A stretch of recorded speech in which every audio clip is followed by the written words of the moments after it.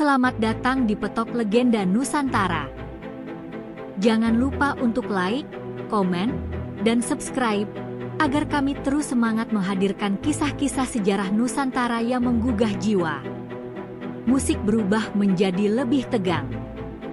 Pernahkah kamu mendengar tentang seorang pangeran yang dijuluki Samber Nyawa, karena di mana ia muncul, nyawa musuh berjatuhan?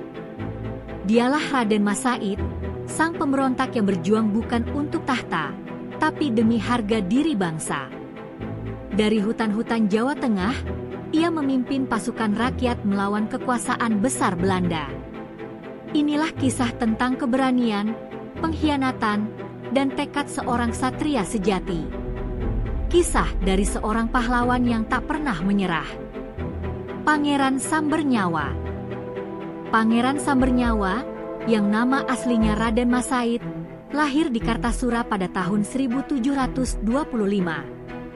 Ia adalah putra dari Pangeran Mangkunegara, keturunan langsung dari Raja Mataram, Amangkurat IV. Sejak kecil, darah kebangsawanan dan keberanian sudah mengalir deras di nadinya. Namun masa kecilnya tidak seindah nasib para pangeran lainnya. Ia tumbuh di tengah kekacauan politik, pengkhianatan, dan perebutan tahta yang terjadi di lingkungan istana. Dari sinilah bibit-bibit perlawanan mulai tumbuh dalam dirinya. Perlawanan terhadap ketidakadilan dan penjajahan. Ketika Keraton Kartasura runtuh akibat pemberontakan pada tahun 1742, nasib keluarga Raden Mas Said ikut hancur. Ia hidup sebagai pelarian, menyaksikan langsung penderitaan rakyat akibat perang dan keserakahan para bangsawan yang bersekutu dengan Belanda. Dalam usia muda, Said belajar arti kehilangan, kehormatan, dan perjuangan. Ia mulai memahami bahwa kehidupan seorang pangeran sejati bukan di istana megah, tapi di tengah rakyat yang tertindas. Dari sanalah muncul tekad baja dalam hatinya untuk melawan siapapun yang bersekongkol dengan penjajah, bahkan jika itu keluarganya sendiri. Tak butuh waktu lama, Raden Mas Said mulai mengumpulkan para pengikut yang setia. Mereka bukan prajurit istana, melainkan rakyat biasa, petani, buruh, dan bekas prajurit yang kecewa dengan penguasa. Ia melatih mereka menjadi pasukan tangguh di hutan-hutan Jawa Tengah. Dengan keberanian luar biasa, ia mulai menyerang pasukan Belanda dan kerajaan-kerajaan boneka yang tunduk pada VOC.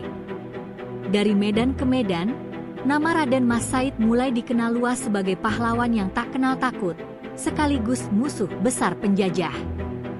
Perlawanan yang ia pimpin bukan sekadar soal tahta, melainkan tentang harga diri bangsa.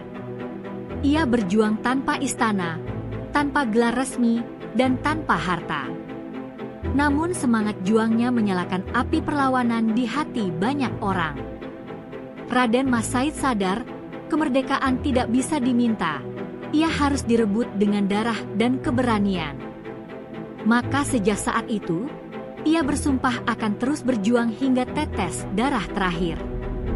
Dan sumpah itulah yang kelak membuatnya dijuluki sebagai Pangeran Samber Nyawa, sang pembawa maut di medan perang, yang membuat musuh gentar hanya mendengar namanya.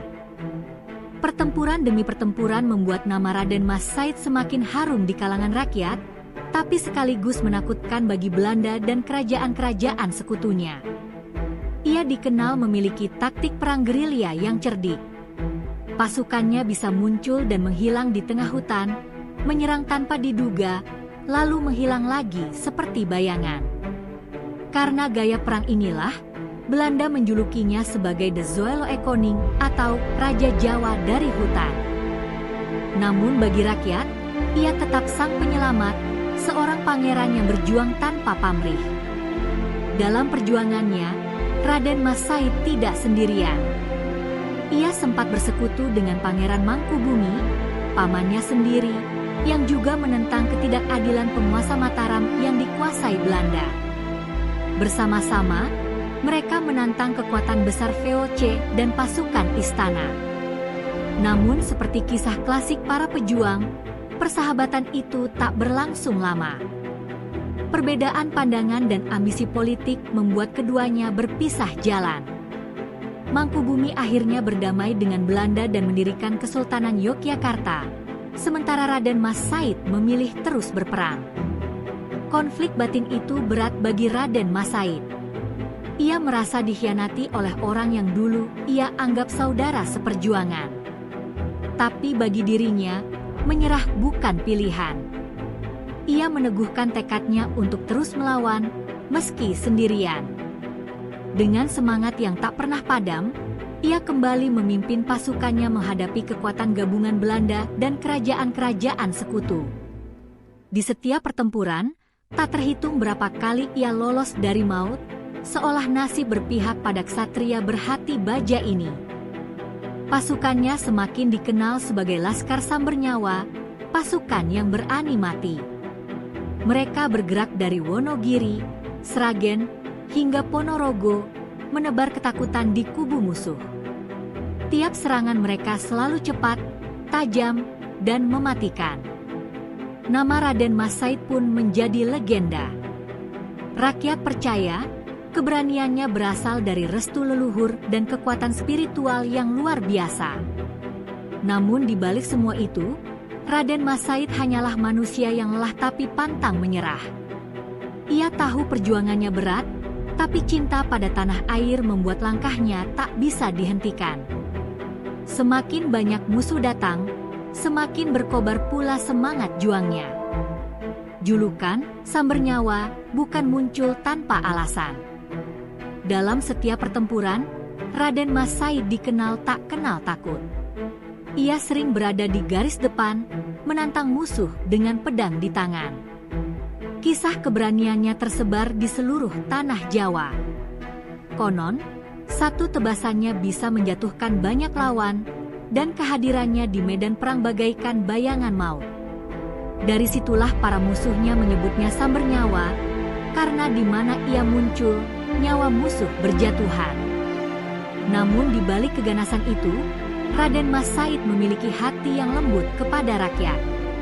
Ia melindungi mereka dari penindasan, memberi makan yang lapar, dan membagi hasil rampasan perang untuk kesejahteraan desa-desa. Dalam dirinya bersatu dua sisi, keberanian seorang singa dan kasih seorang bapak bangsa. Ia tahu, kemenangan sejati bukan saat musuh tumbang, tapi saat rakyat bisa tersenyum bebas dari ketakutan. Keberanian dan keadilannya membuat banyak rakyat bergabung dengan pasukannya. Ia tidak lagi hanya dianggap pangeran, melainkan simbol harapan. Setiap kali Sambernyawa berpidato di depan para pengikutnya, semangat mereka membara. Selama darah ini mengalir, katanya, aku tidak akan tunduk pada penjajah. Jika aku gugur, teruskan perjuangan ini. Kata-kata itu bergema dari desa ke desa, menjadi api yang membakar semangat rakyat. Belanda berulang kali mengirim pasukan besar untuk menangkapnya, tapi selalu gagal. Hutan-hutan Jawa menjadi benteng alami bagi Sambernyawa dan laskarnya.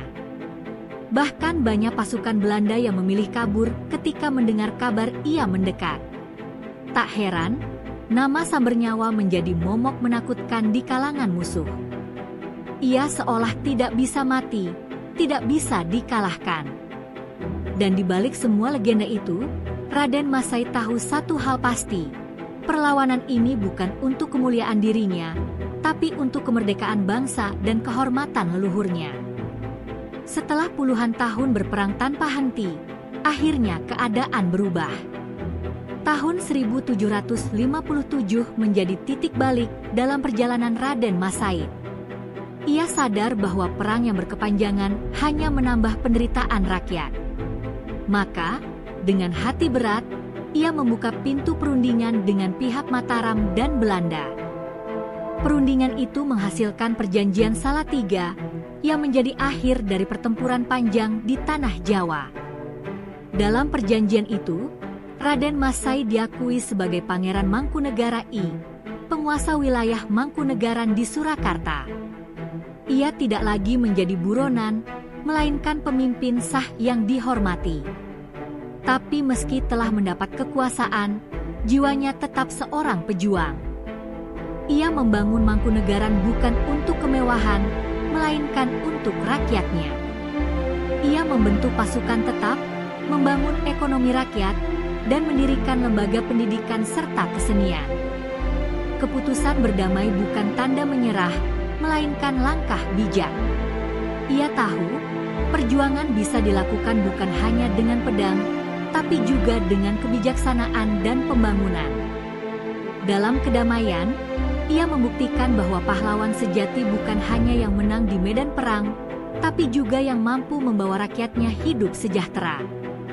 Raden Mas Said juga dikenal sebagai tokoh yang menghidupkan kembali semangat budaya Jawa. Ia mencintai kesenian, tari, dan wayang. Dalam masa pemerintahannya, seni dan spiritualitas berkembang pesat. Ia ingin agar rakyatnya tidak hanya bebas dari penjajah, tapi juga memiliki jati diri dan kebanggaan sebagai bangsa yang berbudaya tinggi. Meski perang telah usai, jiwa Sambernyawa tidak pernah padam. Ia tetap waspada, tetap sederhana, dan selalu mengingat masa-masa perjuangan. Ia menjadi simbol bahwa kekuatan sejati bukan berasal dari kekuasaan, tapi dari keberanian dan cinta kepada rakyat. Raden Mas Said wafat pada tahun 1795, meninggalkan warisan besar bagi bangsa Indonesia. Ia dikenang bukan hanya sebagai pejuang tangguh, tapi juga sebagai pemimpin yang arif dan berjiwa rakyat. Julukan Pangeran Sambernyawa menjadi abadi, bukan karena keganasannya di medan perang, melainkan karena semangat hidupnya yang tak pernah padam.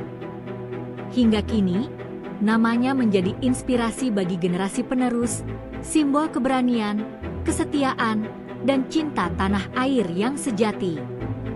Warisan perjuangannya tidak berhenti di zaman itu saja. Semangat Sambernyawa hidup dalam setiap jiwa yang menolak penjajahan dan ketidakadilan. Ia mengajarkan bahwa kebebasan tidak datang dari pemberian, tapi dari keberanian untuk melawan. Dari hutan-hutan Jawa, dari desa ke desa, semangatnya terus bergaung dalam denyut sejarah bangsa Indonesia. Kini, Istana Mangkunegaran di Surakarta menjadi saksi bisu kebesaran namanya. Di setiap ukiran dinding dan langkah pelataran, seolah masih terasa aura sang pangeran yang dulu berjuang tanpa rasa takut. Para peneliti, budayawan, hingga pejuang muda sering datang untuk mengenang dan belajar dari jejak langkahnya. Kisah Pangeran Sambernyawa adalah kisah tentang keyakinan yang tak tergoyahkan. Ia berjuang tanpa pamrih, melawan raksasa penjajahan hanya bermodalkan keberanian dan cinta. Dan meski jasadnya telah tiada, semangatnya akan terus hidup selamanya di hati setiap anak bangsa yang mencintai kemerdekaan.